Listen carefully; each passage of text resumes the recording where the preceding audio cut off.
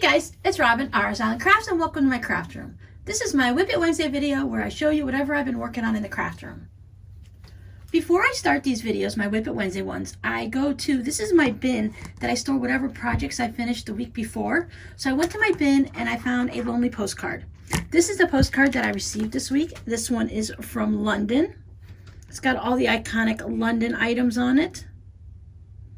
I like when they do postcards like this so you can see a little bit of everything that is important to that city, state, country, whichever the postcard is for. This one happened to be my birthday postcard. So anyway, I went to get my bin, and as you can see, my bin is empty. So I thought, did I do anything this week? I generally post all over Instagram whenever I'm working on that week. So I went to Instagram to see what I did, and yeah, I didn't do anything last week. Got me a little nervous because I kind of thought I did something. Then I remembered, okay, I went ahead and one of the things that I did is I pin basted a couple of the small quilts. This one is the one that looks like this. It has the rows that go horizontally with the black separating it. So I found this fun print to put on it. Since most of these quilts are kind of sort of scrappy, I'm just putting whatever on the back that will fit. And I have a little bit left, so I don't know. I have a bin of scrappy bindings that I've been saving up from other quilts that I'd worked on. I have another one in a different area that I have to dig out because that one's a little bit more buried. This one's easy to get to. My daughter had bought me this for storing my flour in. What it's actually for is it's got this paw print on it, and it's for storing doggy treats. But I happened to drop it on the floor, and it has a fine crack somewhere that I don't know. Oh, right here, it chunked it off here. So I didn't want to put anything like flour or sugar in it because I was worried about any type of bugs or whatever getting into it. But it works great for storing my extra binding. And as I said, I have another container that's full of them. So I'm going to go through all of these and use as many of these up as I can first, because there's some fun ones in here that are already scrappy. Like, see, this one already has black on it. So I'm going to measure them up and see which ones will work. And then if I have to, then I'm going to go ahead and go into what's left of the yardage or add some of this to it just to bring it all together so it has a little bit of the fabric into it. I don't know. I'm just going to play it by ear. So I pin basted that one. And I also pin basted this one. These are all rolled up because when I pin baste them on the floor when I'm done, I just kind of roll them up. Oh, look, this is another one just like it. I pulled these out first because I'm going to do simple straight line quilting. With this batting, I only have to quilt every 10 inches, so I'm just going to go ahead and do, it's not, I guess you could probably call it stitch in a ditch. I'm going to go about 1/4 of an inch from each of these black seams right here and just do some black stitching right through the center. I have this fun print on the back with lots left over to use for binding if I need to. So one of my other sewing things is I did go ahead and sew the rest of the blocks for the block of the month, or I should say the rest of the ones that get me caught up. We have more coming. They should be coming in the mail sometime this week. I may have already received them by the time you see this video. They were mailed out on the 20th, which was last Thursday, so I'm sure they're showing up on Monday or Tuesday. As always, this is Monday morning. So I did go ahead and sew up these blocks. These get me all caught up, as I said. They weren't that difficult. I have them all numbered just in case when we put it together, we have to put it together in a certain order. You know, if this block goes here and that block goes there, if there's a pattern or anything like that, I don't want to have to look everything back up. So I find it easier just to go ahead and leave numbers on them.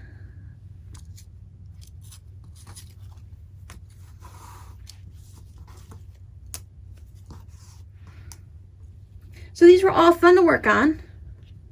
I really like this color. This block, these are 6.5 inch blocks. I'm doing the baby size quilt. Most people are doing either the ones with the 15.5 inch blocks or that's the regular size. It's gonna be like a queen size quilt. So they're either doing those or they're doing that and the baby size quilt.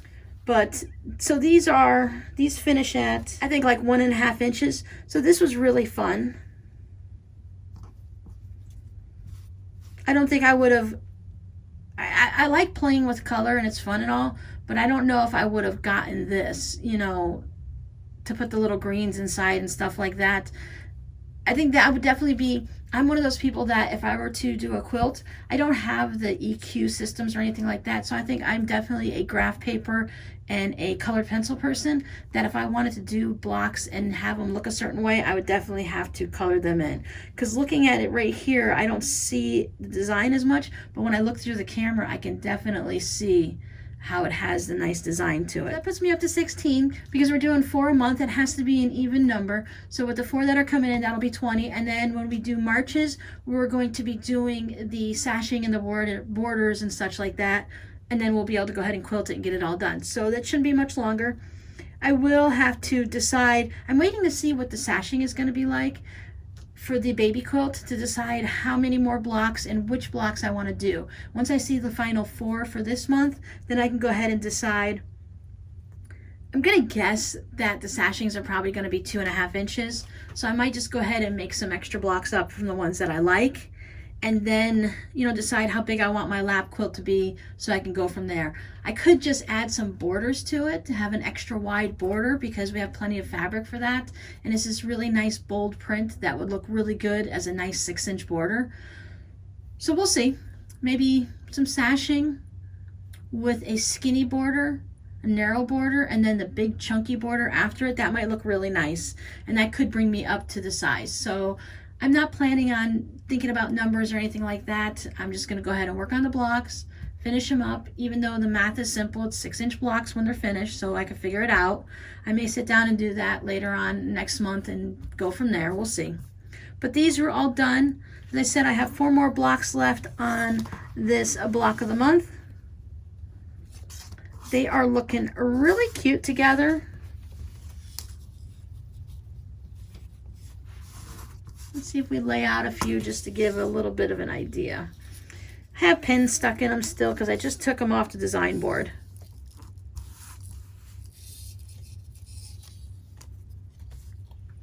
So then this is pretty chaotic together, but we're going to have some sashing. So that's going to make them look really nice. It's going to be kind of like a sampler quilt because while there are a couple of the same blocks, they all look different.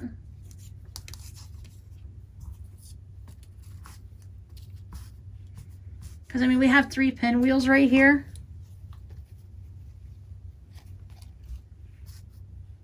And this one really, boy, it really makes a difference looking through the camera versus looking with your eyes. Because when I'm looking at these, I'm like, they don't look the same at all. When I look through the camera, I can see where the bright colors are popping against the lighter colors, the darkers against the lights. It's really interesting in how you can see the contrast better. So that's a good lesson learned for me.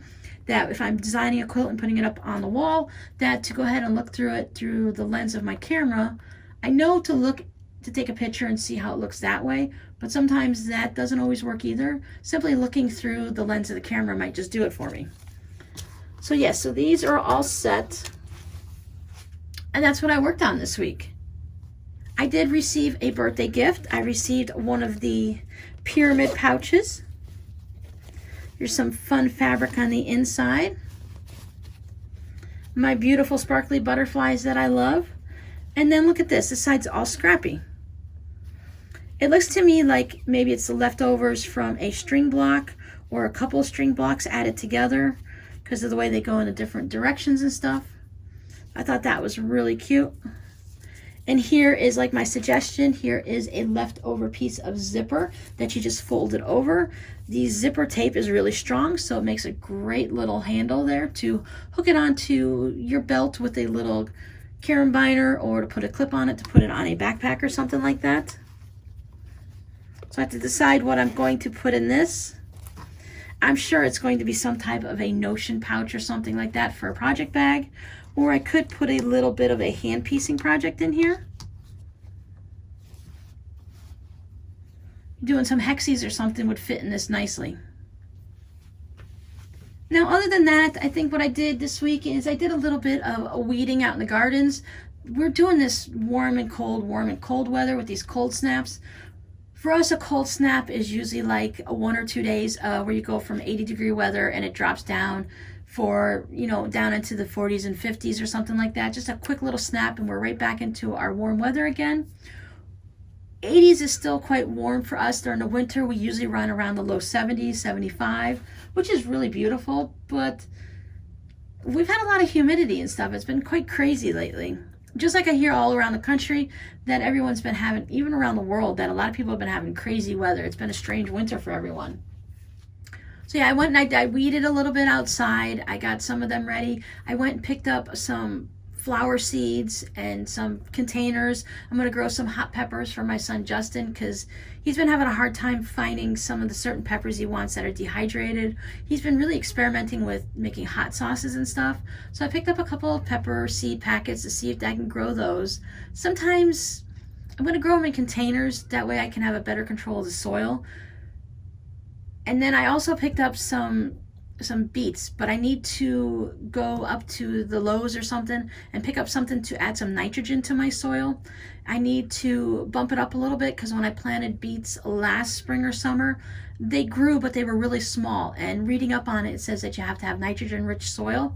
And I really love roasted beets and pickled beets. So I'm going to go ahead and bump up one of my little flower beds out front and bring in some extra soil and some nitrogen-rich whatever I need to get, and get that all ready so that when I plant the beets in a little bit, that soil will be nice and rich for whatever it needs, and maybe it'll grow a little bit better.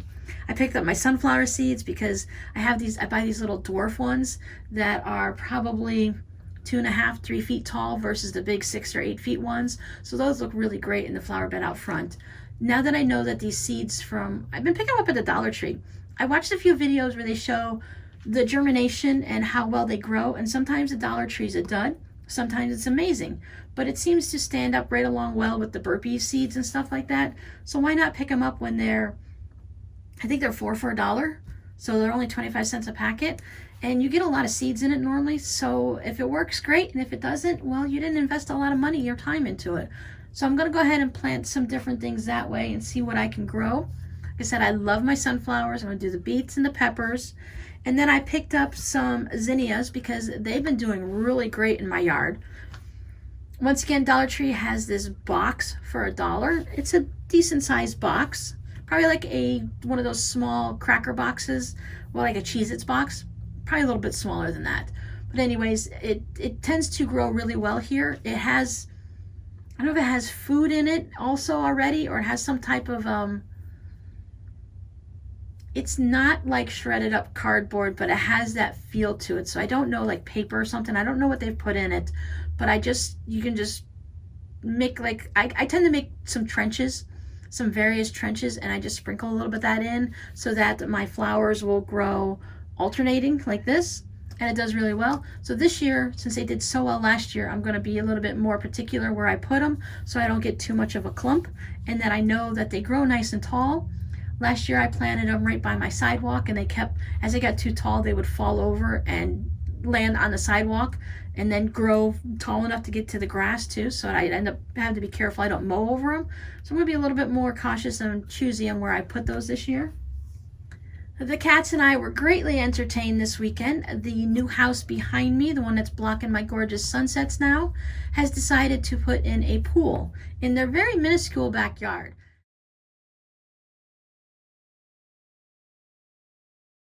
So they're not going to have, their whole grass in the backyard is probably going to be maybe a foot and a half before it hits my yard. And my backyard is huge because I have a house that's a rectangular, and it's not very big. It's not just under 1,200 square feet. So it's rectangular this way, and I still have a good 3 or 4 feet on each side, but it's really huge in the back because our houses are all set mostly to the front of the yard. So I have lots of backyard. So I'm a little curious on what's going to happen when they have people over. I might have to put up some type of border. I don't know if I've discussed this before, but now that I've found out that they're putting a pool in the backyard, I might have to put up something, even just bushes or flowers or whatever for now, just to create a border so that if they do have people over, or if they're mowing or something, which concerns me a little if I plant flowers, that they don't come into my yard. And it's not like I want to be a bad neighbor, but I don't want to deal with strangers coming up too close to the house, or leaving trash. The people that are building the house are the owners of the house. From what I can tell, they own some type of a building company or something, so they have been doing all the work themselves. That's why it's been taking months and months and months. It's a slow process. They're not in a hurry. They just seem to be working on it in between jobs. Sometimes a month or two will go by and they don't work on it. But this weekend, the cats and I, we just kind of watched out the back door. It's very entertaining. And they put in a long rectangular pool. This pool, let's see, my yard is 80 feet wide. They have a double lot, so theirs is double. And the way this yard, my street is not all the streets in Cape Coral are the same way, but because there's a corner lot right here, so she has an extra large lot, and then I have mine. We actually have 2 lots, but it's considered one. So I have mine and my neighbors, and then there's the ones in the back. So this person here has 2, so it takes my whole neighbors and like half of mine, and then so this half is part of the house. And then they have this lot, and it's half of my neighbor's backyard. So it's really strange looking. It's really a weird looking setup. But however it is, this house is like taken up. There's no yard. They have a little corner over here that maybe they could put a hot tub or a grill. I don't think they have. I hope they don't have little kids, because there's going to be nowhere for them to play. This lot is an empty lot over here, and it's all burrowing owls. So you can't really disturb them. You're not allowed to like run around, and you can't, you're supposed to be respectful because they're very protected here in Florida. Anyway, you don't want to really hear about my neighbors' problems. We all have them. It is what it is, but it was really fun to see them in this little backyard. The guy put this big old, the diggers with that little, the bucket loaders or something they're called. He had that, and that guy was like spinning that around. And the reason I was watching him is because, first of all, he used it to dig up the tall weeds. They had weeds that are like 6 feet tall. Those more like those tree looking ones. So it was all 6 feet tall, and they took this bucket loader in, and he was using that to dig out the weeds. And I thought, wow, that's strange. But then I found out they were putting the pool in, so I'm like, okay. Then the pool, I watched the people, right? So they're digging it. He's digging it out, right? So I'm go back to my stuff, and I'm sewing my blocks, and we're doing our things. I come back out for lunch and look out the kitchen window, because the kitchen and the dining room sliding glass doors look out into the backyard. So I look, and I'm like, where is everyone? Then I can see the heads bobbing up in the pool. So the pool is probably about, I'd say it's probably going to be like 6 foot deep, if not more, because I think they're all done. They've got all the barricades up, and they've got all the rebar in, so it's going to be a cement pool. And so yeah, I mean, it's just, when normally I just look out my back window and I see the birds and stuff like that, well, you're not going to see the birds with all these people making noises. So we had to have some type of entertainment when doing dishes and looking out the window, right? I watched the guys build a pool.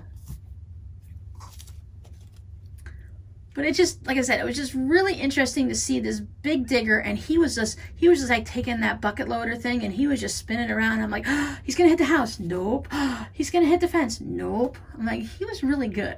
I think it was the same guy that I watched in this little vehicle that he was just, I mean, he just drives like a maniac. I had to stop watching because it's not my house, not my problem, but he was making me nervous. So do you guys ever get nervous about what someone else is doing that really has nothing to do with you? I was really concerned for that house. Not overly, but it was just like, he's going to hit it. He's going to hit it. Whatever. This is what I've accomplished this week. That's my non-exciting story about watching someone put a pool in. Something I've never watched before. So yeah, it was kind of interesting.